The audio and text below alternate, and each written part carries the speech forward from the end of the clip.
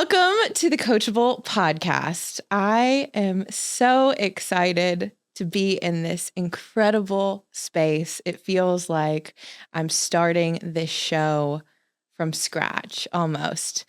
There is such a new energy that is surrounding not only this conversation and this room, but the people in it. And I know that you're going to be served today because of what is shared in this conversation. For those of you who are just tuning in for the first time, I am your host, Tori Gordon, and I am so honored that you're going to spend the next few minutes with us as we dive into a conversation that could potentially change your life, could give you a new reference point for what's possible, and show you what it's really like to connect consciously with yourself and with someone else. I'm so excited to be joined by a dear friend of mine, Avery.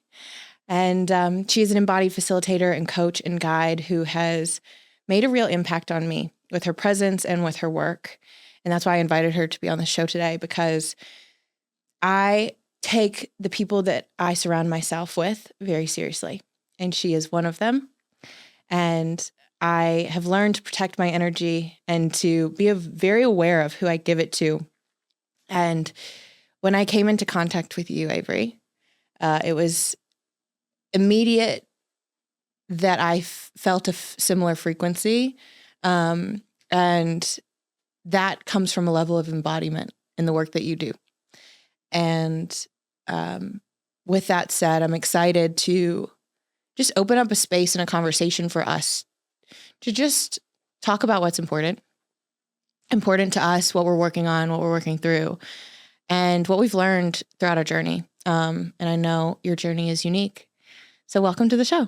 Thank you for having me. I'm so excited, and it's such an honor and privilege. I'm really looking forward to this. Yeah. So please introduce yourself and tell people what it is that you do.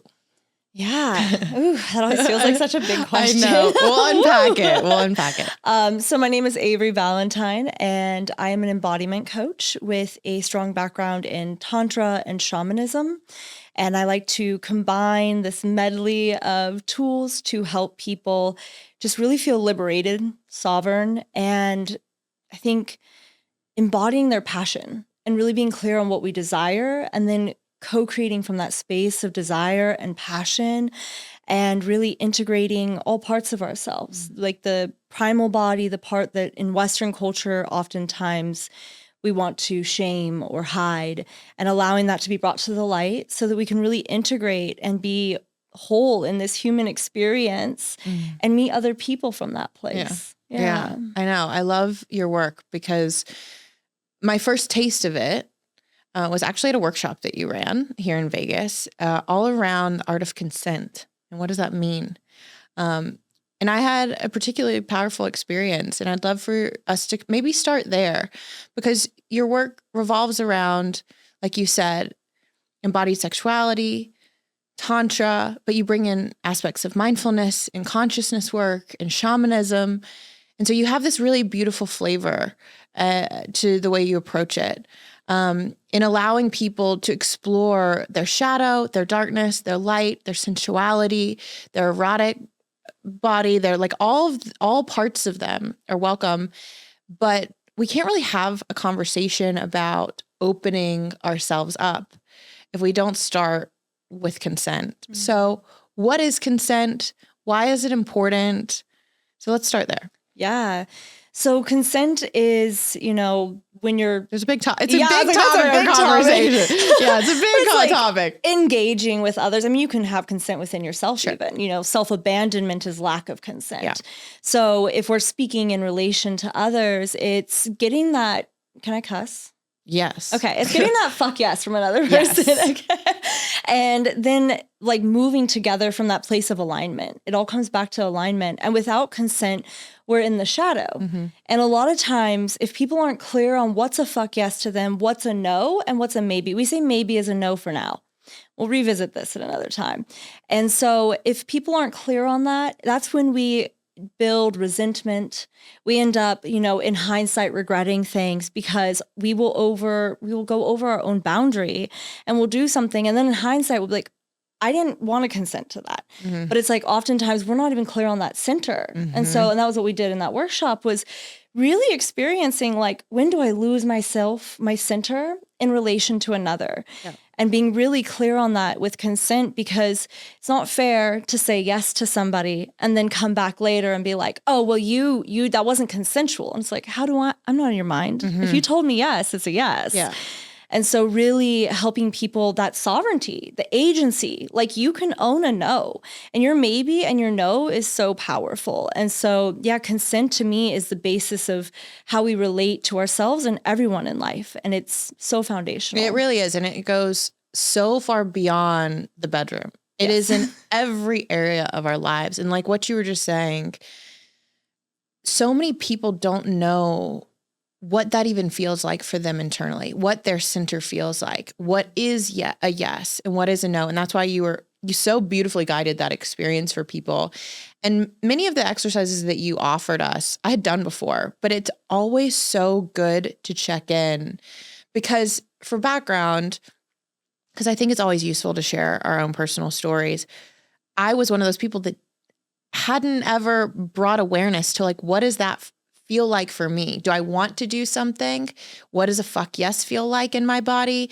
And what does a no feel like? And that might be around, who I want to engage with sexually, but it also might be around work. It might be around family. It might be around money. It might be around what I want to eat for dinner. You know what I mean? What I want to put in my body in all ways, and until we have that orientation to ourselves, like you said, we fall into shadow.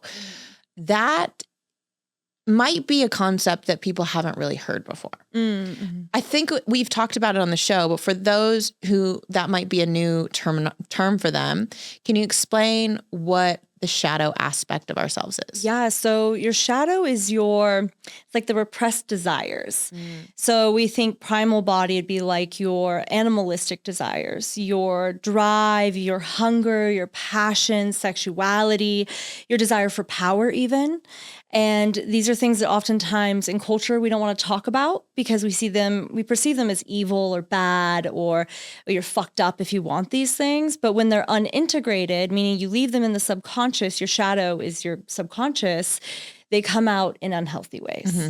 That's when we harm others, hurt others unintentionally, because we're trying to get these needs met and we're not even conscious that we're doing it. Mm-hmm. And so the more we can integrate the shadow, like bring it to the light and love it and be like, own our fucked upness. But essentially, that's been a big journey for me. It's like, yeah, I'm messed up sometimes, and I sometimes hurt people unintentionally. And the more we can own that and move from that place and take ownership, the integration is then obviously we don't continue the behavior. Mm-hmm. It's not like, this is an excuse to be a messed up person. Right. But then taking action to shift and align. And, sometimes it's getting those high level ways to meet needs and low level. And not to say one's good or bad, but it's like, if you're always thinking, what's going to move me towards the life I want, towards the people I want, whatever, oftentimes that'd be a high level need. So let's say, okay, I'll share personal, as you said. Personal story, I recently went through a shadow process where I realized my subconscious believed I deserved to suffer more than anybody in the world. Like this deep, like, oh, I deserve to suffer. I'm so fucked up. I'm such a bad person. And the moment I became conscious of that, I can now stop unconsciously creating suffering in my life, and now I can, I love the kink community and the BDSM community. Now I can go find somebody consensually and be like, would you be down to like have a scene where I get to suffer? Like I can be a masochist, find ways that are a healthier outlet that's not going to bleed into my life and create unconscious suffering for myself. So that's the shadow, and integrating it is really bringing that subconscious program that really runs our life. We don't get what we want consciously. We get what our subconscious is running in the background. So the more we can bring that forth and integrate it, the more agency and sovereignty, once again, that we have on the creation of our life. Yeah. I couldn't agree more, because we can't change something we're not aware of. Yeah. Right. So awareness is the first step. It's not the last step, right? It is the first step of recognizing, where in my life am I not experiencing what I want to experience, right? And why is that? And getting curious about that. And then looking at the shadow aspects that surround that, and how can I become responsible for those things, to bring awareness to it so that then I can become responsible for doing something about it. And from that place, we can consciously create the lives that we want to live. Mm-hmm. I'm curious though, how did you get into this work? Like, this is not something I haven't run across that many people who do what you do and the way that you do it. You're very unique and yet very powerful. Give me some of your background and how you found your way into the space. So little side quest here, like background. I love looking at life. We were talking about this before we started recording, as a video game. Okay. Growing up, I loved video games. And so I always see we get to play these different characters or roles in life. And through my life, I have tried on so many characters. I love different characters. Mm-hmm. And so prior to my personal growth, I was a sex worker in the cam industry. Okay. So it was really around that world. And, I wasn't conscious. And so I was very much operating from a place of trauma. And then I'd moved out to Vegas, ironically, and I quit partying, quit drinking, and got out of the sex industry. When you moved to Vegas. Yeah. Everyone was like, why the hell are you moving to Vegas? Right. That's like the worst idea with the industry you're in. Right. I come out here and I get out of it. But, it wasn't without like struggle at first, especially coming from like, that income, that world, and then being like, well, I'm not going to go work at McDonald's. Like, what am I going to do with myself? Yeah. And so a friend introduced me to a shaman out here. And I had my first DMT experience. And I come from like a heavily religious Southern Baptist family. I didn't know that. Yes. Okay. So not that my family was Baptist, but I come from a very religious culture and from where I grew up. Yeah. Yeah. And so that DMT experience, I saw so much and I was like, oh, wow, like there's something here beyond my understanding, like in this world operating with me.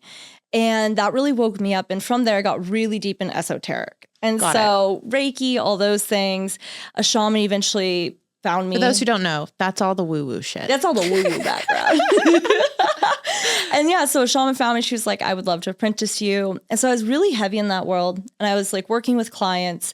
But I noticed this disconnect of people thinking I was Jesus. They'd like come to me when they were bleeding out. Oh, because they just thought you had the answers. I'm just going to fix them with waving my hands and take them on a journey and they're going to feel better. And I'd always give them like, okay, well, if you start doing these practices, habits, it would help. And they'd never, no, they'd wait till they were like, oh, and I'm like, okay, I don't like this. Yes. And so that's when I got really big into Tony Robbins. Which I don't know anyone who hasn't had a Tony Robbins phase if you're in like personal development. I feel like it's like a big part of the step. It's a step. Yeah, It's for sure a step. So like deep in that world and, I love Tony. I love his teachings. They're so powerful. But for me as a woman, it felt so masculine. Yeah. Like, oh, we're going to power through and I'm just going to like find the mindset and get there. And that was when I found my first embodiment coach. And that was such a game changer for me to have a woman leading me through my body, through movement and sound. And so I trained with her. And then I'm like, oh, I feel so good. I feel integrated in all this feminine and but I miss the darkness of sex work. I was like, and I brought this to her. I'm like, I love the spiritual world, but it feels so like, oh, we're up airy fairy. Yeah, like we're up here and love and light. Yeah. And I was like, and I love sex and like darkness. Yeah. I was like, where's missing? And so she got me into Tantra. She was like, I highly recommend, going into this realm. And I dived straight in, no idea what I was doing, and fell in love and then just deeply immersed myself in the world of sacred sexuality and Tantra from there. And to me, that was having that dance on that journey was necessary to be who I am. And I'm so grateful because it feels like no matter where someone's at in their journey, I can understand and meet them. Yep. Because I'm like, yeah, I've tried it all on, man. I was having this conversation with Nikki in the car on the way here, which we were just like reflecting on where we personally both are in our lives, and we're really enjoying the juiciness of this moment because we're both really in a really powerful space for ourselves. And we were just saying it's a stacking of experiences. It's a stacking of all your past selves, all of the lessons learned, all of those versions of you that have led to this version of you, which is, it starts with the awareness. Then it starts with maybe the personal development books and the Tony Robbins course. And then, I need to move from my head into my body and into my heart. So maybe somatic and embodiment work. And then there are levels to this shit. Okay. There are levels to this shit. Yes. And just like a video game, like you can continue and continue and continue. Yeah. And you're, for so many, that listen to this show, there's some people who are going from 0 to 1. There's some people who are going from 2 to 3. You know what I mean? And you're a little bit further down this path. And so when you meet people, I totally understand. You're like, I can see at which part of your journey, maybe you haven't even explored your body at all. And you have an unintegrated relationship with your body, and you're still dealing with a lot of self-criticism and self-hate and insecurity and different things. If so, that's okay. Yeah. It's a step in the process. And you don't always have to feel like that. And there are people who can guide you into becoming more liberated. That's what I love about your work. It's about liberation. It's about exploring the parts of your psyche and your body and your soul that hide in the shadows, that want to hide in the corner and not be seen. And in becoming our full, highest, most sovereign, powerful self, we have to bring those out of the corner and bring them into the light and let it shine and make them the star of the show for the moment and say, you get your moment in the spotlight, and we're going to look at you and we're going to pay attention to you and give you your recognition because you're part of me too and you matter. Yeah.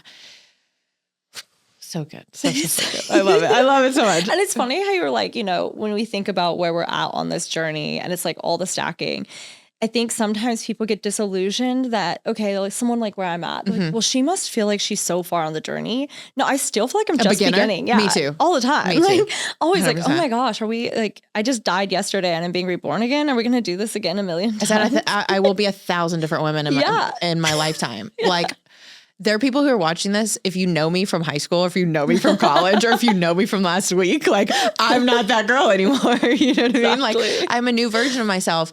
And in my recent ayahuasca experience, it's interesting. You were talking about DMT, how it can be such a just prolific opening to new awareness and understanding of who you are.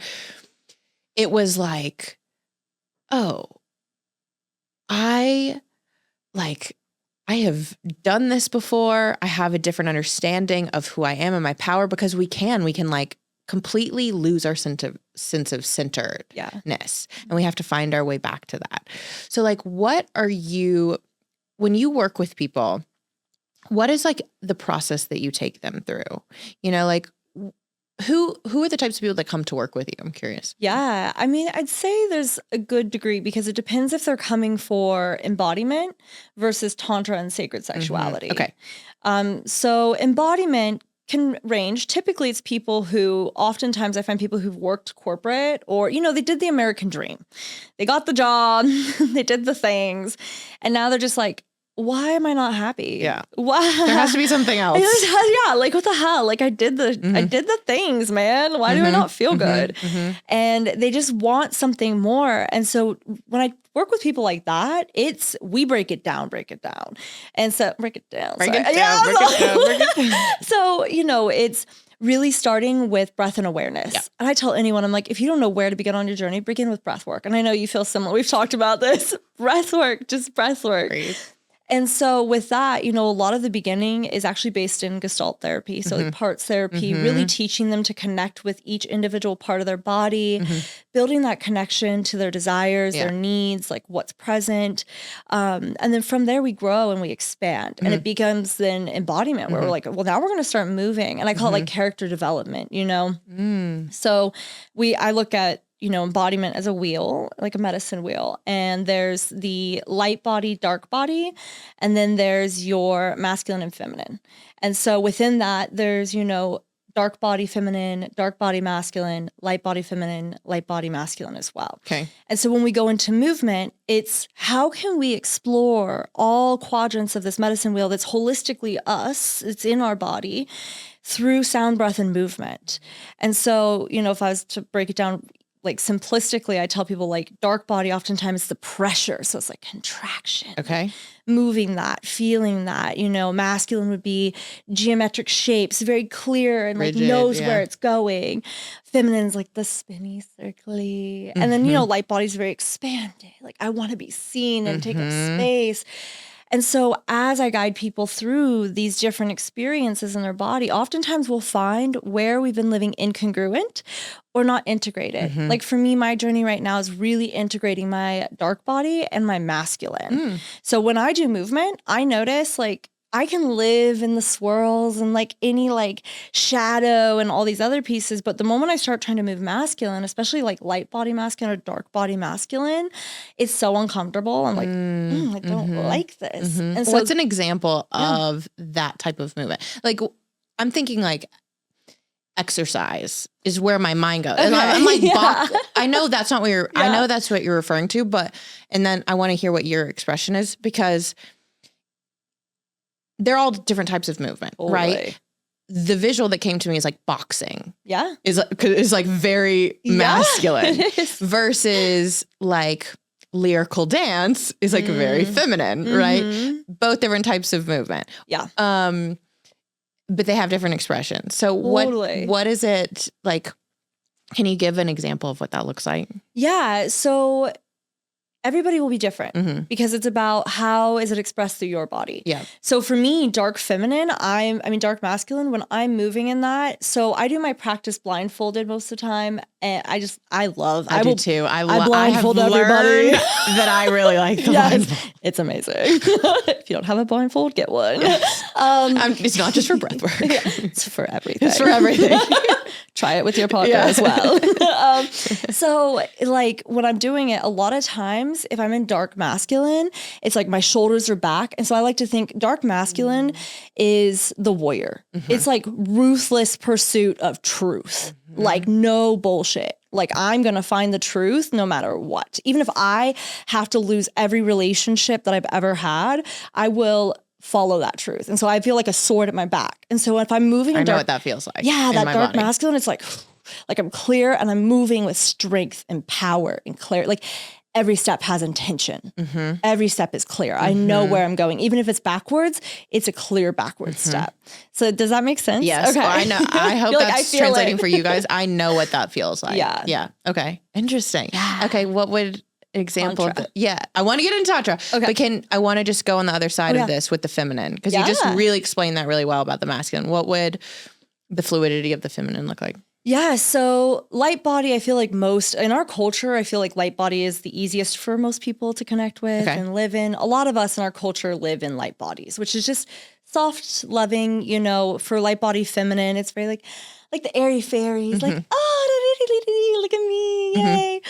For dark body, you think more like Kali, more sex, more. I think Lilith. I love Lilith, but it's very like my hips like snaky and like on the ground and like really that power from your center, from your womb, like moving through your body, but in that circular way. Yes. Yeah.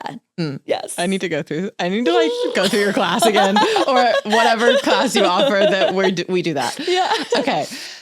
Love this. So that's embodiment. Yeah. It's breath, movement, sound. Yep. That's like for people who are listening on the other side of this camera, when you're at home, those are the ways you move energy. Yeah. Breath, movement, sound. You can start there and there's a whole world you can explore. And now I want to talk about Tantra. Because here's where I'm at. Okay. Before we even get into sex, it's really for me, the juiciness in my life is around conscious connection. Yeah. Bringing so much intention, so much presence to who's right in front of me. Because literally sparks can fly with anyone. With anyone. Yeah. If both people choose to be in that moment together and exchange in any form of intimacy, and intimacy, the way I describe it, is into me you see. Do I allow you to see me for who I am right now? Even if it means I'm hurting right now. I'm insecure right now. I'm stressed or whatever. So that is what I'm getting off on is how good can it get? Like I'm asking the universe, show me how good it can get. Because I have taken the lid off of my expectation of what's possible. I'm like, I know it can just get better and get deeper. And so now that I'm experiencing that in my platonic friendships, a level of depth and intimacy like I have never known that is so ultra fulfilling. I can cry if I think about it. Now I'm like, give me a partner that's going to help me meet God when we have sex. Yes. Yes. So what is Tantra? Okay. Yeah. So I love that you said like outside the sex thing, because I think oftentimes people hear Tantra and a lot of, I've heard this reflected back. People like, I went to a yoga retreat and they had a Tantra workshop, but it was just orgies. And I was like, I don't want to go that. And I'm like, okay, well, yeah, it's so much more than that. I want to debunk the myths around this. It's not just sex. There's so many other stuff. So Kundalini yoga is a form of Tantra. Okay. It's white Tantra. So as you go, Black Tantra would be erotic. Okay. And that's where people oftentimes experience like the orgies, as they call them. A lot of what I teach when I do group work is more what's called pink or red Tantra. And that would be more just intimacy, sensuality, things like that, like that conscious connection, the sensuality, getting to connect in those ways. And so that's the thing. And the basis is a spectrum. And really, Tantra is a spiritual practice and belief. And in my experience and my understanding, it's really the belief that everything is interconnected in a web of life. And we are just weaving through this life. There's no good, bad, right, wrong. Everything is. And if we choose to move in life that way, everything is here to expand us. For greater capacity. And one of the beautiful things that I've experienced with Tantra, they say, like Tantra is the lightning path because it's the path of descension first. So what does that mean? We descend into your shadow. Like, let's go deep in the shadow because we don't want you bringing unintegrated shadows into sacred sexuality because then that's where people get hurt. Yes. So, in Tantra, it's like we go into the depths, like my trainings and my background, we call it the underworld. We're like, let's go into the underworld. Let's lose our identity of who we are as a human, the ego, and fully embrace being an animal or a creature or a monster and let that be here with us and face all those parts of ourselves so that when we reemerge from this underworld, I can be integrated in all of these parts. All of my little creatures are my buddies now, and I'm moving from this integrated place. And so we also look at it, it's like, and Andrew Huberman talks about this, actually, I watched it recently, but the amount of pain, discomfort that you can experience, that you allow your capacity to hold is actually directly correlated and connected to the amount of pleasure that you can experience. Yep. And so, like letting yourself go into those things. A lot of times we don't want to feel grief. We don't want to feel rage. We don't feel anger. And I promise you, when you feel it on the other side, it's ecstasy. You're just like, oh my God. That's why I'm able to feel the level of bliss. I mean, that I'm feeling in my life right now because I'm coming out of a season where I was in the underworld, experiencing the deepest grief and pain of my life. But you can't have one without the other. Ooh, yeah, exactly. And when you numb the bad, you also numb the good. Yeah. So I love what you're saying here because you're saying, let's experience the full spectrum of our humanness. Yeah, 100%. Yeah. And that's where that bliss lives. That's where that ecstasy and that it's deep only connection. Possible. It's only like I'm just having this awareness. It's just like I'm only able to experience this level of love because I was able to experience such a level of grief. Yeah. And sometimes with grief, I was actually on a hike yesterday with a friend. I was moving through some stuff. And I asked him, what is the emotion you're most unwilling to feel? And for him, he said loneliness. But also grief and some of these other deep, often hard emotions come up. Yeah. And we're like, run from pain, avoid pain, pursue pleasure. But we don't realize that when we avoid pain and run after pleasure, we will forever be running. Yeah. Because we have not addressed the pain. Well, it's like, I always see it as, this almost like this insatiable void then. within us, which, I mean, it's great for capitalism and consumerism. No Woo! kidding. Go that, but when we don't go tap into that, and I see it as like this void is where we all come from, and we run from it because it's no thingness. It's nothing. Yeah. And so we fear it because what does that mean to our human ego and our human body? Like, are we going to die? Am I not going to exist if I enter this void, if I enter this darkness? Like, where do I begin and end in there? And where do you begin and end? Do any of us exist in there? But when we allow ourselves to fully just disintegrate into that void, there's stillness, and we can come back and we can really experience everything and realize that we're never alone. All of us are in that void. And that void doesn't have to be this thing we fear and we run from and we're trying to fill with other things. Like, just sit in it, And as a woman, I always see it as almost like that womb space. If you just enter your womb cave and you're just like, oh, it's so spacious. Yeah. It's so good. I can sit here forever, and when we can learn to sit in that. But oftentimes a lot of people have that fear of being lonely, that fear, it's very deep, of being lonely. But the challenge is if we don't sit and own our loneliness, we start grasping at people. We're needy. We have hooks. And then we're still lonely because we're not being met. We're not meeting them. We're using them. We're meeting mask to mask versus meeting face to face. And in a sense, it's unconsensual because you're using a person to make you feel better. Absolutely. And that's not fair to them or you. And it's not going to work. It's like, you're playing a losing game. Exactly. It's like eating the candy and then needing more candy constantly, the stimulus. And wondering why you're sick. Yeah, exactly. Yeah. Literally. Yeah. And this is so good. I hope people are really at home getting this because it's scary to go there with yourself. Yeah. But the only way out is through. Yes. Right? And through this intensity. We're afraid of the intensity. And,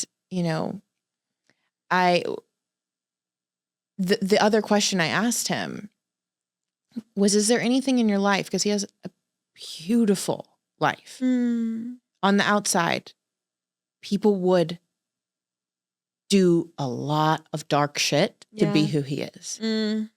And I asked, is there anything missing in your life that you wish you had? And he said intimacy. Yeah.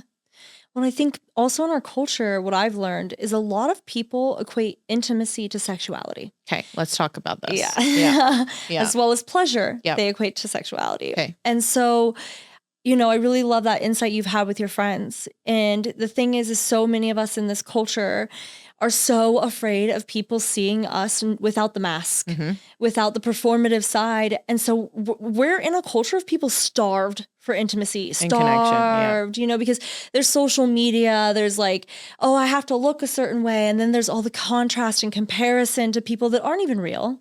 So I was on a plane the other day and a woman pulled up her Instagram, went to take a story. She's sitting next to me, has a filter on it. It looks nothing like I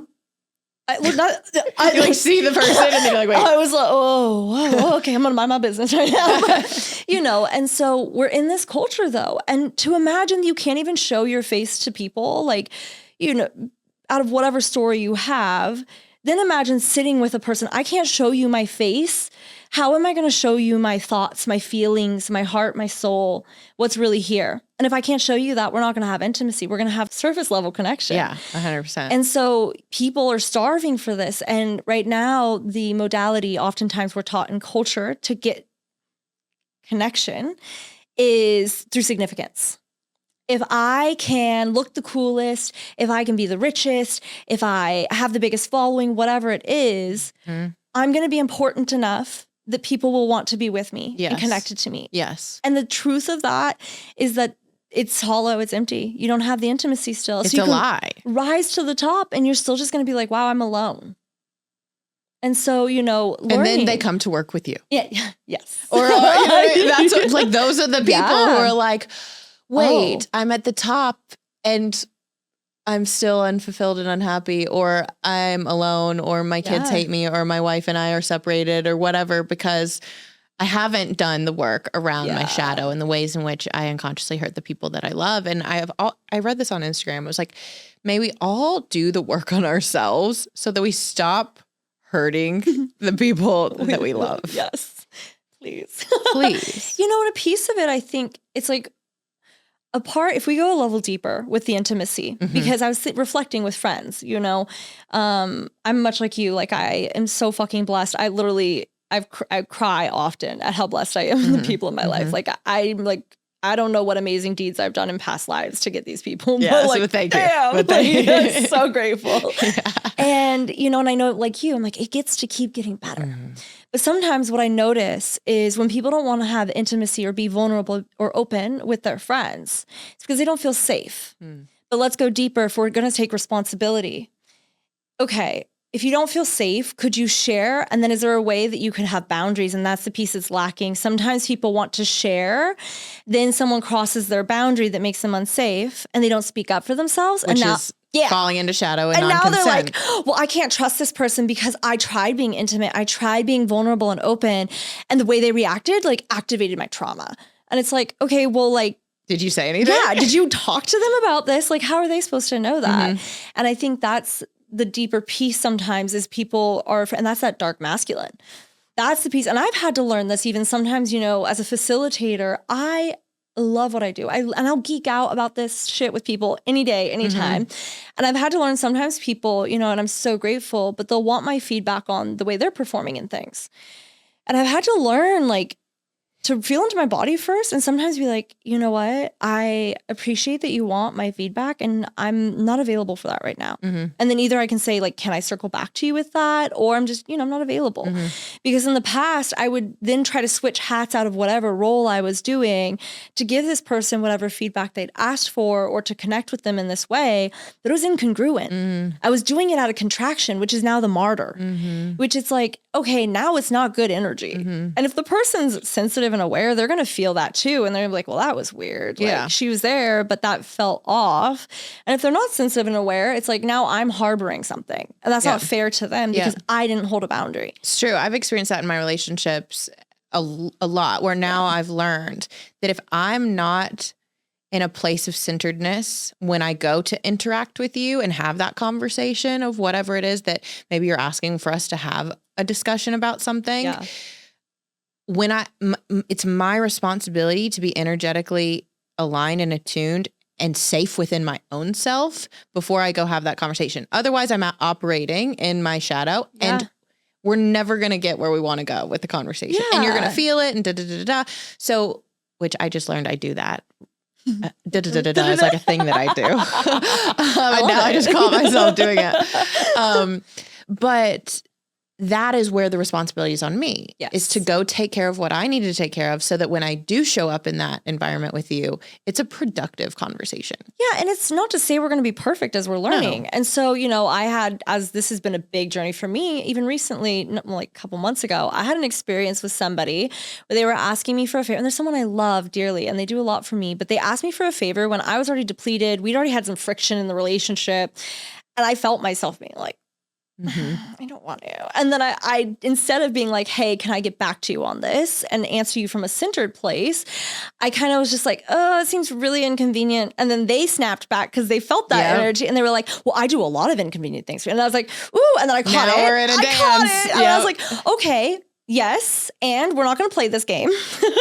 I was like, I apologize. I realized like I should have just told you I'd get back to you. I'm not in an abundant place right now to answer that question. Depleted. Please let me get back to you on this. I'm sure I'll find a center where I would be happy to do this, but I don't want to answer from a place of feeling like I have to answer you and give you what you want. Sure. And so he was able to respect that, of course, but that's part of that learning. It's like the moment you become conscious. That's maturity of having a dynamic. Once you catch it, like, oh, hey, let's clean this up real quick. Yep. I apologize. I did start that. Like, this isn't cool. We're not going to play these games. Like, let's reset and we'll come back to it.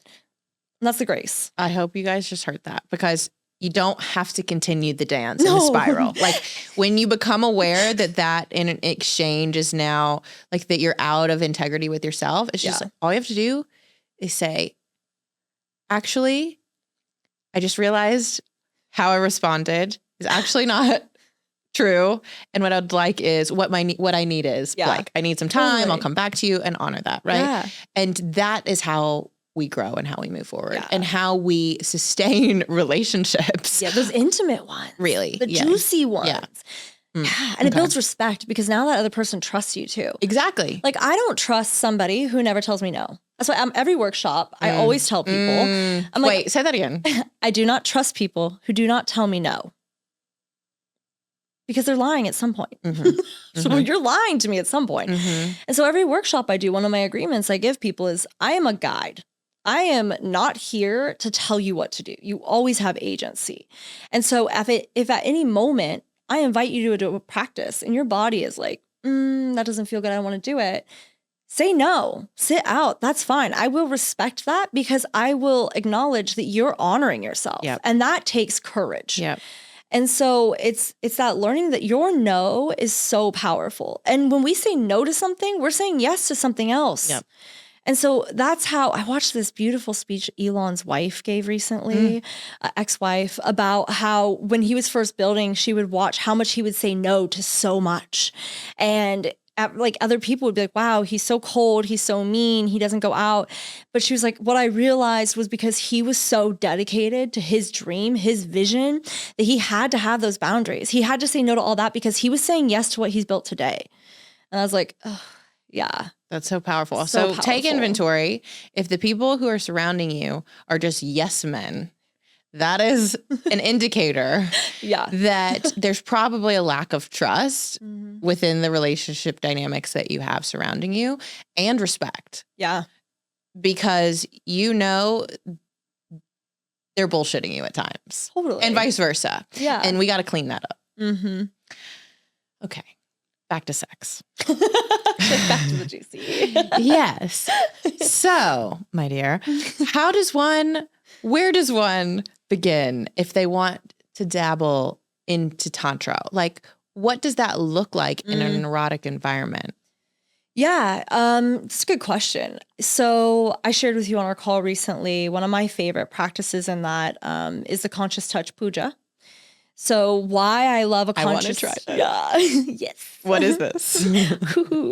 So what I love about a conscious touch puja is, well, I'll first just state for people who don't know, puja is the act of devotion or worship. And so when we're doing a conscious touch puja, it's like we are in this experience with each other and we're having conscious touch with consent in the act of devotion and worship. Like the God in me sees the God in you, and I'm here to help heal you. Like guide you, not heal you, but guide you back home to yourself and safety. That like you deserve to have these desires, to have yourself met in this way that feels safe and honored and with reverence, and how beautiful that can be.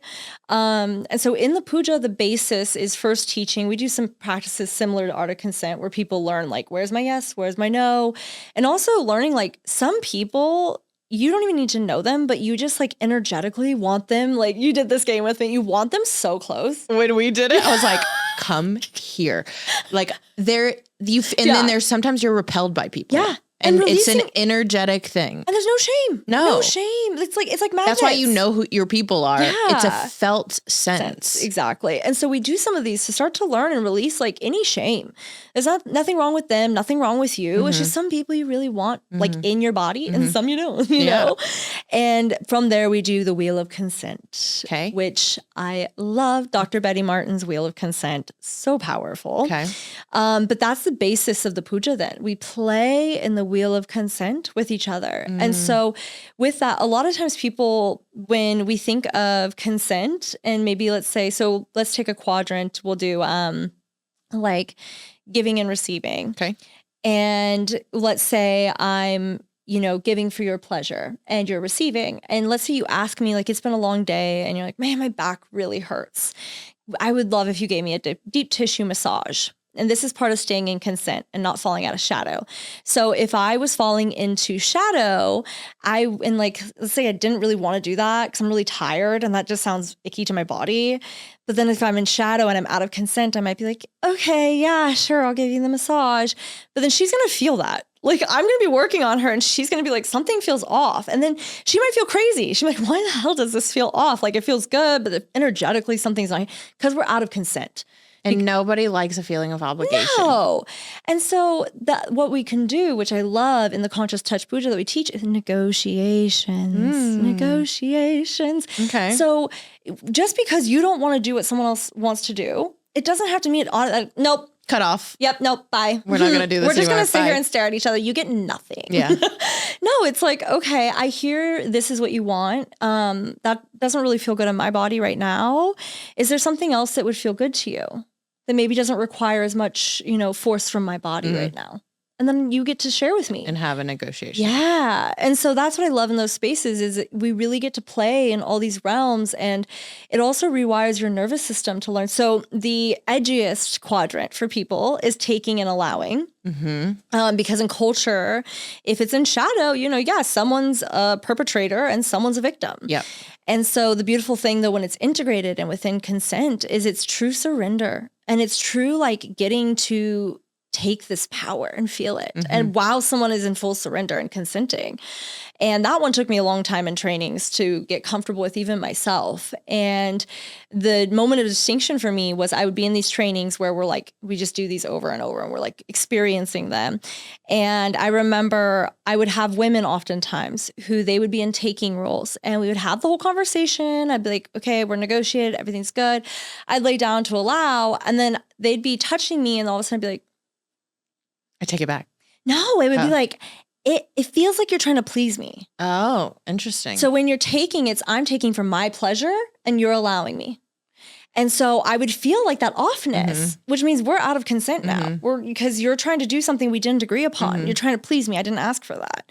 And so when I started having that experience, I was like, ew, this is icky. I don't like this. And then I remember distinctly, I had one experience where I was in taking and I was with a woman and she fully went into allow and I was fully taking and she was in such pleasure and just like oozing. Like I remember sitting behind her, like holding her and she was just like melting in my arms. And it was so good for me too then because I'm just like, oh, it's working. It's working. Amazing. Yeah. Like I'm taking what I want and she by proxy is getting pleasure from this. And I'm just doing what the fuck I want to do. And it was like this rush and this thrill and like seeing how beautiful that experience got to be for both of us then.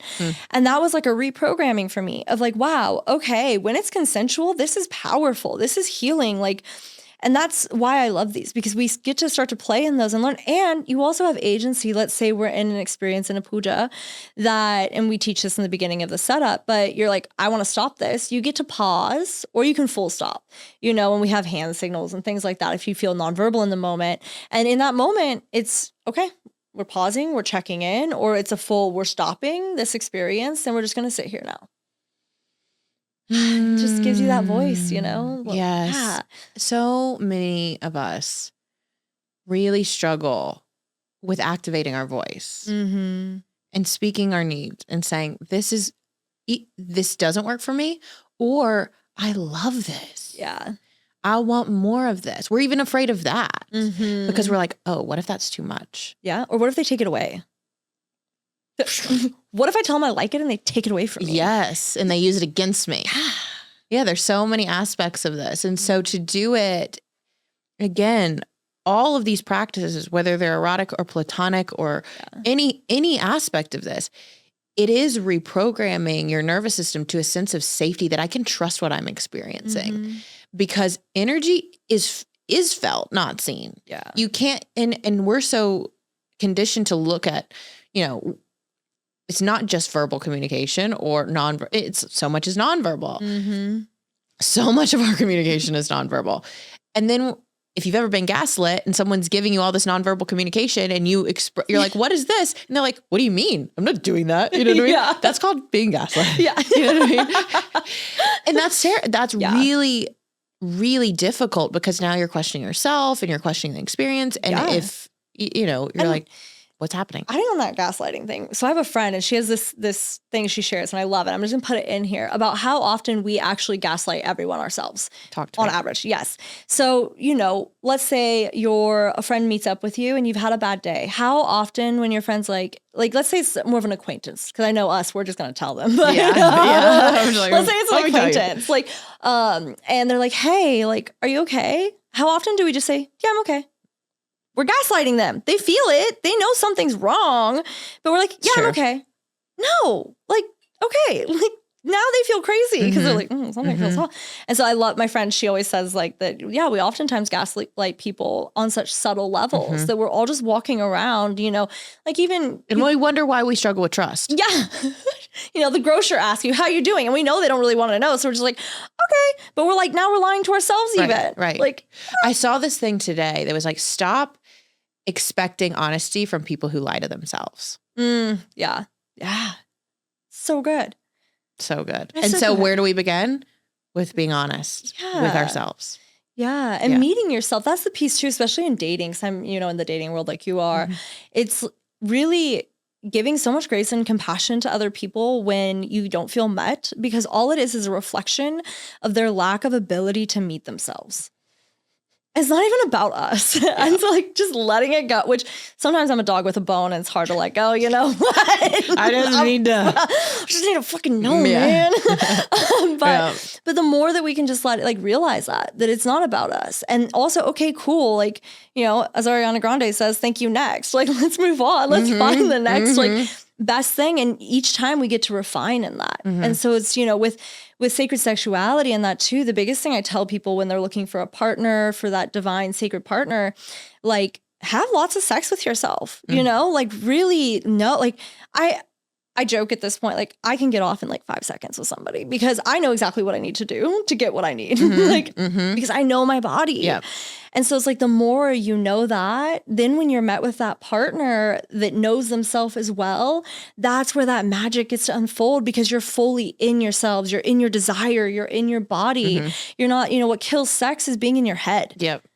Well, I was having this conversation recently. It's like so many of us grow up and we're not taught to explore our bodies. I don't know how many women I know in their late 20s and 30s who've never had an orgasm because they've never explored their own body, or because there's so much shame around it, blah, blah, blah. Or they're expecting a man or another partner of whatever gender it is to teach them about their body. Yeah. Which, first of all, is bizarre. If it's a man, it's not going to happen for the most part. Right. They were never taught about these things. A man is not going to teach you about your feminine. They have different equipment. Yeah, exactly. So part of it in the spirit of liberation. Yes.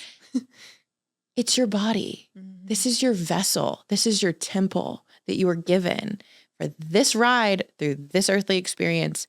We don't get to trade it out for any other one. So learn to like it and figure out how it works. It's like if you're driving a car and you have no idea what the buttons do or like what the gears are, and you're like, oh, this looks pretty, but I don't know how to work it. It's like, what the fuck? Yeah. Please don't do that. Yeah. You've wasted a lot of your money or your life. Yeah, exactly. So like learn what's going to rev your gears up, Yeah. And like you can look at it as play. That's how I love to look at it, especially like demystifying all the shame, all these things around it. And I understand, coming from a Southern Baptist family, I know that for the longest time, I wouldn't touch myself. I would only, like if I was masturbating, use like my Hitachi, my magic wand. The ladies who know. And I had this almost like repulsion to the idea of touching myself. And it wasn't until through this work that I started like getting rid of the stimulus of a vibrator, because it desensitizes you, and really learning to use my hands and find that through play, almost like thinking of myself as this little kid exploring my body. So you start like, on the places that feel safe, that are farther out. And then as you relax and work yourself in, then like finding like, oh, does this feel good? Oh, does this feel good? And almost like that curiosity and play. And then just learning from there. Yeah. And, really like, well, what else could I try? Like, what if you tried, bringing in different sensations or smells, or just playing with it and really like letting everything guide you on that journey like a kid would. A kid wouldn't get in their head about like, oh, that's weird. No, they bring a mud pie into the bedroom. They don't give a shit. Right. Exactly. I think the spirit of curiosity is one of our greatest like superpowers. And I am where I am because I follow my curiosity fully. I mean, I was the kid that sat on the beach with her mom asking her a million questions about life. And I'm like, where does sand come from? And she's like, go ask your dad. I don't know. And then my dad's like, go Google it. But like, I just want to know things. Yeah. And the greatest topic I want to know about is myself. Mm-hmm. And that is the invitation I give to all of you, is like, get curious about yourself. Mm-hmm. Because from there, everything else transpires and unfolds from that place. You know what I'm saying? Yeah. And that's what you're so gifted at guiding people through. Thank you. And this work is essentially done with safe practitioners and safe facilitators and people that live and embody the work and live with integrity. And that's what I respect so much about you. This is, you can talk the talk, but do you walk the walk? Yeah. And that is something that from day one, I have felt from your presence and from your energy. Don't lie. Vibes don't lie. Good vibes all around. So I would love for you to tell people who are curious, their interest is sparked. They're like, there are things I need to explore within myself or that I would like to start to explore with a partner. I have questions. I don't know where to begin. Where would you tell people to start, and how can they learn more about what you do if they're looking for some help in that area? Yeah, for starting, really, if you're solo, if you're by yourself, it's that self-inquiry. Yeah. Really getting curious, like, where am I playing small? Where am I hiding from myself? Where am I not being honest with myself? Where am I limiting my experience? Where am I telling myself I can't have what I want? Oof, that's a big one. So that self-curiosity is a great start. If you're with a partner, same thing, but bring it to your partner. Like, have that open, honest conversation and, come alongside them. Be like, hey, I really would love to have this conversation so that we can have more intimacy, more connection, whatever, so that they know this isn't like I'm trying to grill you or attack you. Yeah. Like, I really just want to go deep with you. I want to have this pleasure with you. And then what was your second question? If people want to work with you, what does that look like? Yes. If people want to work with me, typically I recommend a discovery call first, which is a short, just getting to know you and see if we're really aligned. If, because if not me, I'm always happy to refer to incredible practitioners that I know and trust. Because like you said, in this world, so many people can say, there's a lot of mouthpieces, and it's so important when you have someone guiding you that they're in integrity. And so we first go through to see if we're aligned. If not, I'm happy to refer to people that I know. From there, typically I do a strategy session, so we get really clear on what it's going to look like for their protocol, essentially, for what they need for moving forward, what their desires are, and then we can work together. So how can people get in touch with you if they want to set up that call? Good question. I love these questions. Yeah. So Instagram's probably the easiest. I have my link tree as well in my Instagram, which has my discovery call booking link if someone wants to just jump right on it. Perfect. But also you could just send me a DM if there's any questions, anything like that. Okay. What is your Instagram handle? Avery Mae. Avery May. Avery May. We're going to put all of that in the show notes, as you know, so that you can continue your self-inquiry journey. This is a journey, like we said. There are levels. So if you are entering into a new level for yourself, or you're feeling like you're just kind of stifled, suffocated in the relationship that you have with yourself or with another significant other, and you're like, I want to see how good it can get, then I really encourage you to go check out Avery on her Instagram, send her a DM, go look at her link tree, give her a follow, and share this episode with a friend who maybe could use it. I love you guys. Thank you so much for being here, for sharing your work and your wisdom and your presence with me. It is a pleasure. I love you very much. Thank you. I love you. Till next week, you guys. We'll see you on the Coachable Podcast.